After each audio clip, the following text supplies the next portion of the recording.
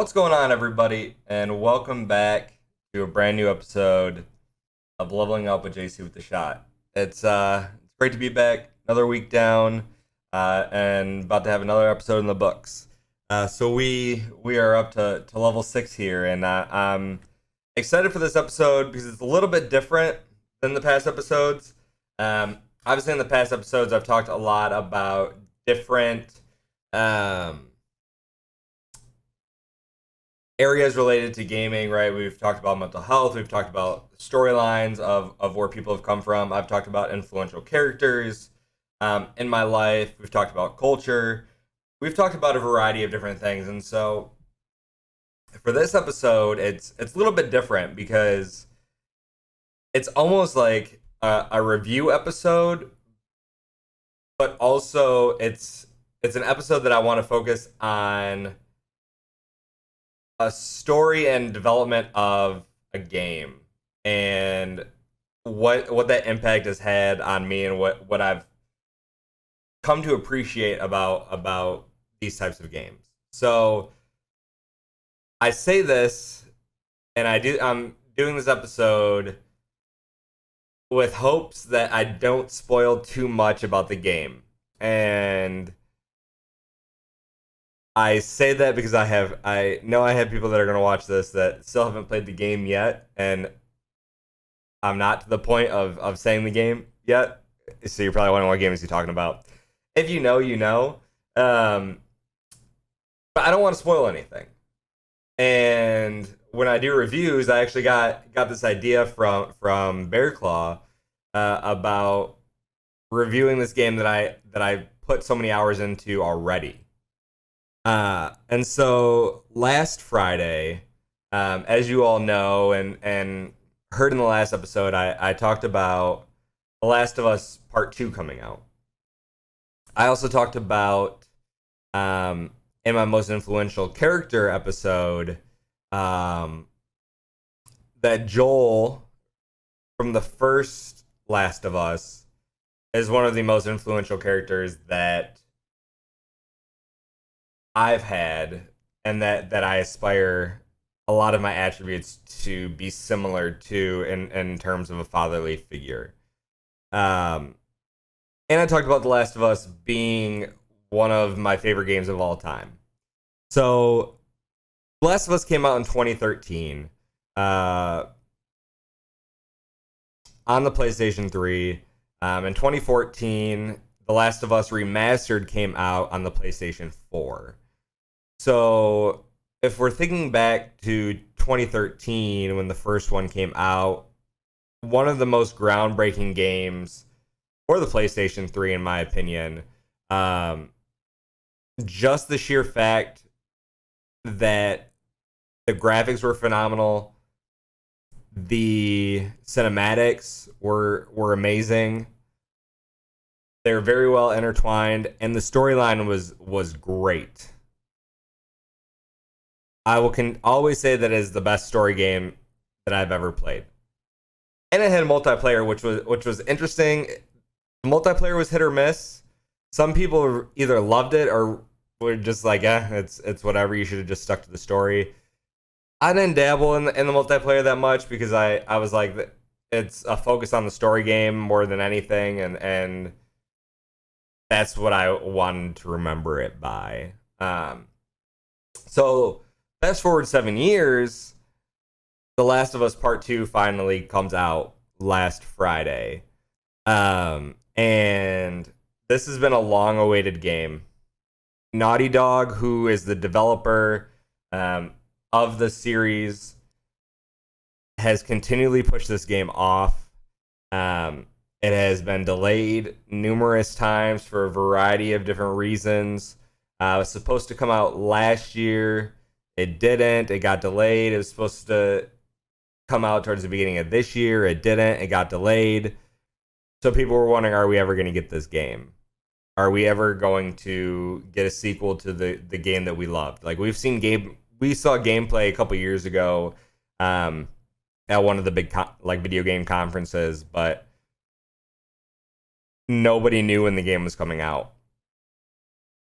And so we finally got a date like a month and a half ago. They were like, oh, this is when it's coming out. This is when we're releasing it. So amidst everything that's happening in the world, they were like, we're dropping this game. It is at a point where we feel comfortable enough to drop this game. And so last Friday, I started my playthrough of The Last of Us Part 2. And I streamed the entirety of my playthrough starting on Friday. I think I streamed for like 10 hours, maybe 8.5 to 10 hours, somewhere in that range. Because I took a break in the middle. And I don't really remember how long that break was. And then Saturday, I streamed it again for another 10 hours. And then Sunday, I finished the game up with another 2 hours-ish on Sunday. So I spent a whole weekend playing The Last of Us Part 2, and it's funny because during one of the streams, my mom called my phone, and I was like, I can't talk. I'm in the middle of this game. I'm invested in this story. And she was like, oh, okay, I'll talk to you later then, have fun. And I was like, all right, love you, bye. But through the whole thing, like, I had people in my chat who came in and had said, you know, this is probably one of the most entertaining streams that I've watched. Because the game is so entertaining, the story is so entertaining. These are also people who would never touch a horror-based game.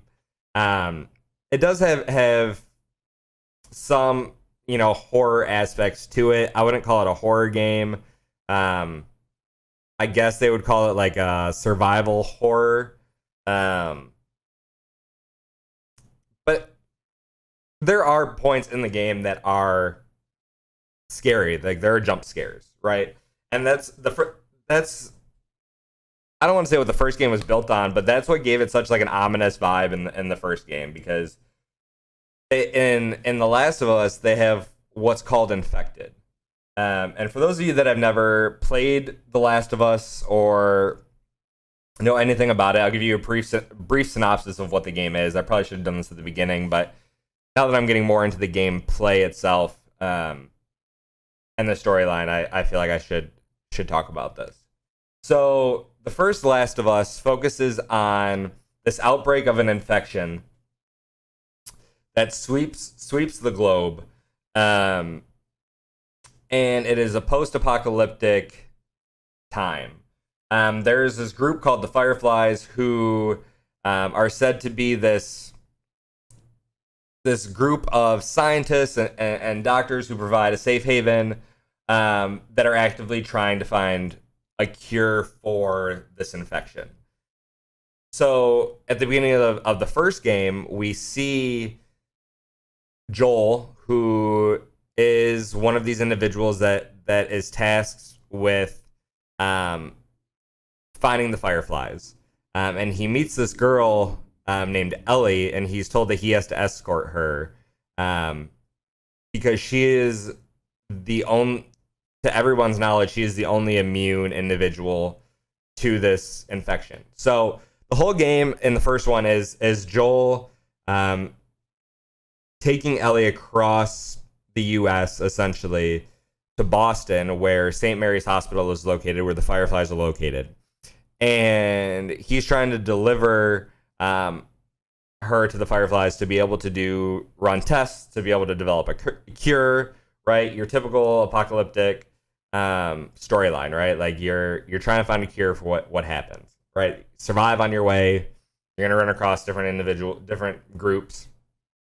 So they get there, and they tell Joel that the only way that they can get a sample or do the test or get a cure is that they have to kill Ellie. Like, Ellie is going to die in the process. And so this is a major spoiler. This game's 7 years old. So if you haven't played it, I just ruined it for you. There you go. Still worth playing. But Joel essentially says no, pulls her off the table, runs away from the fireflies, and they find this place called Jackson. And that's where the first game ends. So the second game starts in Jackson, this town that's, it opens up, beautiful town, barbecue place, like general store, like it looks like they're actively trying and have been succeeding at rebuilding civilization and hope through all of this.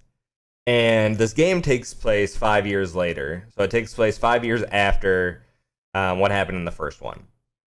So throughout the entirety of the game, you are no longer playing as Joel. In the first game, your main focus was playing as Joel as your main character. And then there would be parts where you would play with Ellie as well.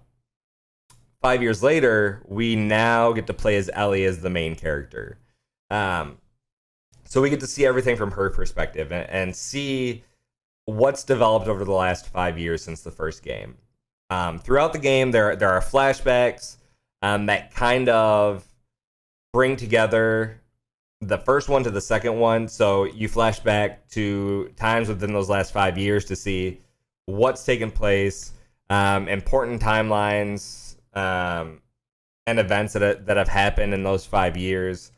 And you get to see this relationship that's developed between Ellie and Joel since he pulled her off that table in Boston. The one thing that immediately when you start playing this game is the fact that it is visually so impressive. You are immersed into this experience, whether it's walking through woods and trees falling down with birds chirping, seeing little animals run across. If it's snowing, your footprints are in the snow, like that's making that packing sound, and your footprints stay, like they don't get covered up like a lot of old games used to do.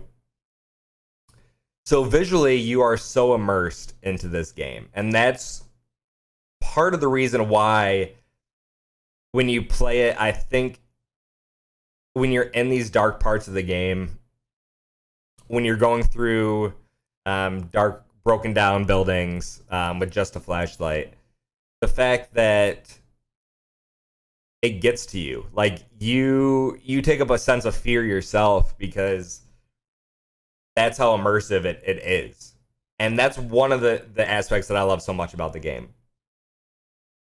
The second one, and it's interesting going back and looking at reviews after I've played the game, a lot of people consider this game to be controversial and the plot line to be controversial.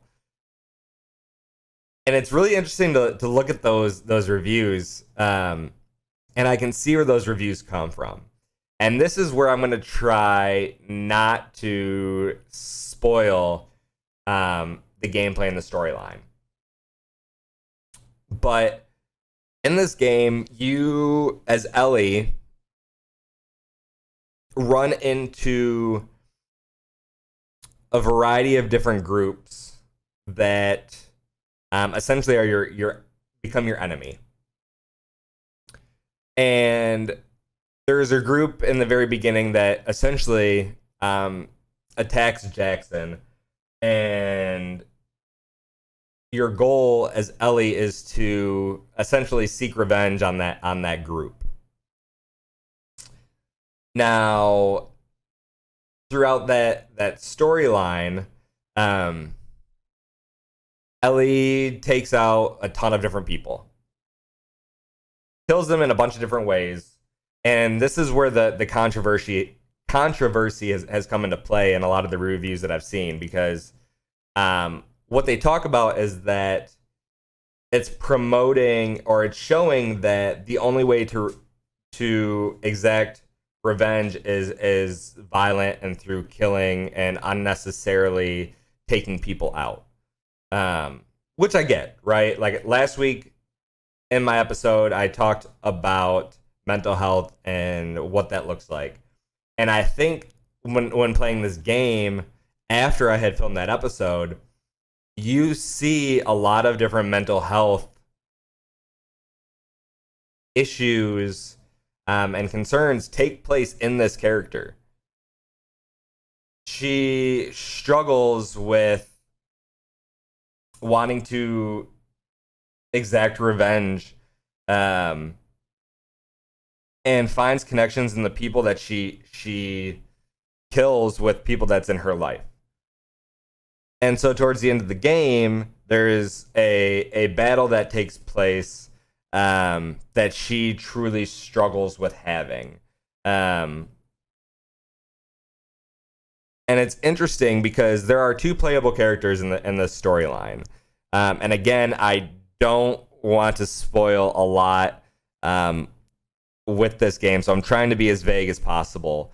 But in the storyline, we learn a lot of things about what the infection does. We learn a lot about who Joel and his brother Tommy were, and continue to be. We learn a lot about Ellie, and her relationships with individuals, and kind of where she's been at processing everything that's taken place. In the storyline, like I said, you play as two different characters. And the two characters that you play as, and I don't believe that this is going to spoil anything, they are each other's antagonists. Which is really interesting, because after playing through the first one, you gather such an appreciation for Ellie. And then in this game, you play as Ellie, and you are after this antagonist throughout the entirety of the game. But then you play as this antagonist, and you get to see that side of things and the storyline that they have, which I think made the game for me, because I don't know another game that has made you question whether or not the person that you've grown to love is actually the antagonist in everything, or the antagonist in the entire story.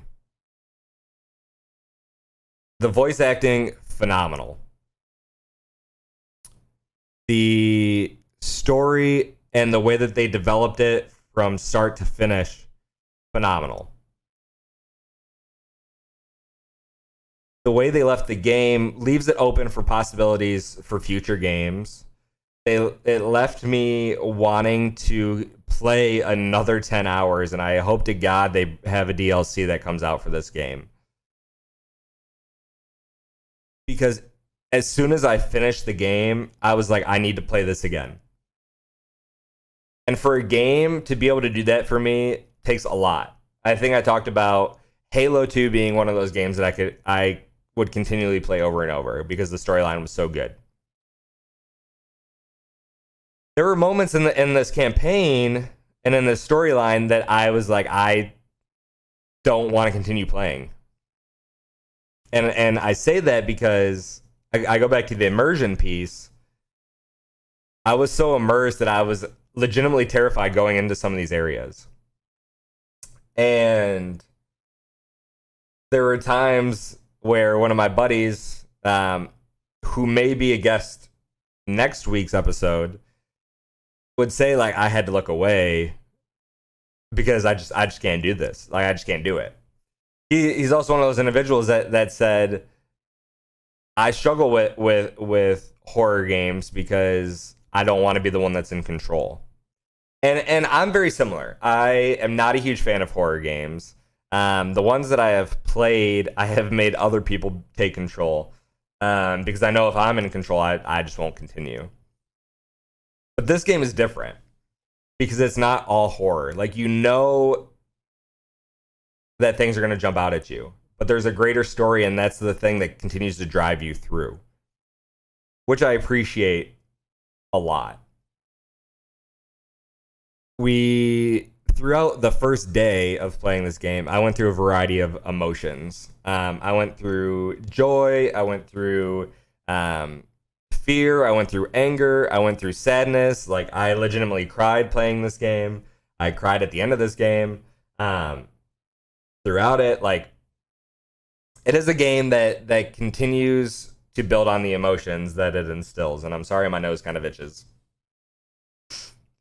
And there are a lot of things that you're, if you ever play this game or watch any of gameplay, that you will find disturbing. It is a gruesome game. It truly is. There is a lot of blood and a lot of gore in this game. But when you think about post-apocalyptic times, it's probably going to happen. You know, it's one of those things, right? Like, I think now more than ever, like, playing this game, it's weird because you can almost relate it to what's happening in today's society. And I'm up to have that conversation another time. There are people that I want to bring on when I do that conversation who are planning on playing through the game or who have watched me play through it. So I'm going to save that piece for another time because I'm also going to do another playthrough before that conversation. But overall, like, this game, for me, has made it into my top 3 favorite games of all time. It might be my favorite. To me, it's better than the first one. Hands down. It looks, as technology continues to progress, these games are looking more and more realistic. You're getting more and more immersed in these games. And I felt at times that I was there. I was captivated by the storyline. I was captivated by the characters. The fact that they did this whole antagonist versus antagonist thing was completely different from anything that I've ever been or seen. Halo 2 sort of did that when you switch between Master Chief and the Arbiter, but not as well because there is not as much of a story, but also, like, those two ended up just working together anyway. So it's interesting to see the whole storyline progress. It's about a 25 to 30 hour storyline. And it felt like it flew by because I wanted to keep playing it and keep playing it and keep playing it. And so, as I think about the game as a whole, and I think about the replayability of it and the different options that you have playing the game, the characters that you have, the immersion of the game, the storyline as a whole, I would essentially give it a 9.5 out of 10. There are a very few things in the game that make me and keep me from giving it a 10 out of 10. And I'm going to say this as vague as possible because, again, I don't want to spoil things. And this might be what Naughty Dog was shooting for in this game. But when I was playing with Ellie, there got to a point later in the game where I almost felt like I was taking out groups for no reason. Like, I was just taking anger out on these different groups. And it became a lot. Like, there were times where I was like, I don't really want to kill this character or kill this person. Like, I think it's enough at this point. Like, I feel like I've made my point. But I think that's the point that Naughty Dog wanted to make in developing this game. There is a reason that they made it to be an antagonist versus antagonist storyline where you play as both individuals. Because you get that empathy in both of those stories.